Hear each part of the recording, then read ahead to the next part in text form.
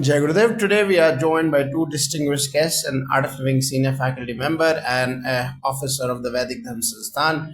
We are reflecting on a recent quote by His Holiness Gurudev Shri Shri Ravi Shankar Ji. Just wake up and see the entire past is only a memory in the flow of time.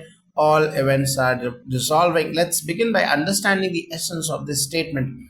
So Gurudev says the entire past is only a memory. What does this mean from a spiritual and psychological perspective? Yeah, Gurudev, yes, this statement is deceptively simple yet incredibly profound. Gurudev is pointing us toward a major realization that the past is not real anymore. It only exists in our memory, and memory is not a reliable or permanent storehouse. It is colored by perception, emotion, and time. Spirituality and spiritually speaking, memory is like a shadow. It has no substance of its own. Gurudev invites us to wake up from the illusion that the past holds power over us. In Art of Living through Sudarshan Kriya, meditation, and knowledge sessions, we train the mind to drop the burden of the past and come into the vibrancy of the present moment.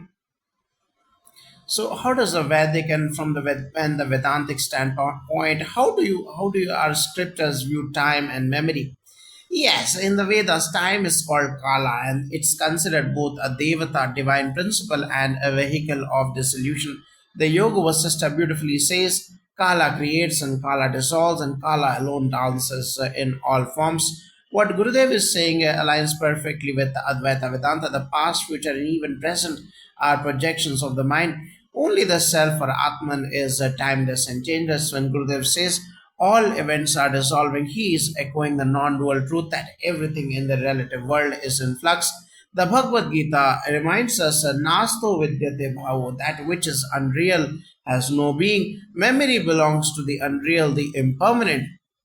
Memory can be a source of joy and also deep suffering. How does Art of Living help people manage this? Absolutely. Most of our emotional pain is not from what's happening now, but from what happened before: childhood trauma, past relationships, failures, regrets. We keep recycling these impressions or samskaras again and again. Gurudev's teaching is a call to cut that cycle. Art of Living programs, especially the happiness program, DSN, and Sehat Samadhi program and meditation program, are designed to release emotional baggage and clear impressions from the subconscious mind. Once the mind becomes light, you stop living like a prisoner of memory. You experience true freedom.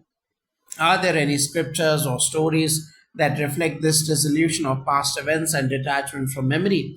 Yes, a powerful example is King Janaka, often mentioned in the Ashtavakra Gita and the Yoga Vasistha.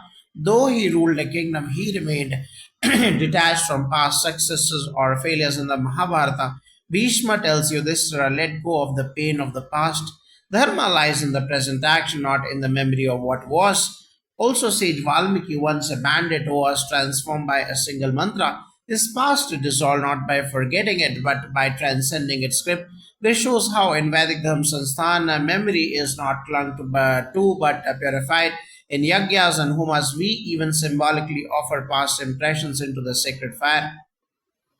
For a common person, a student, a homemaker, a corporate leader, how can they apply this wisdom?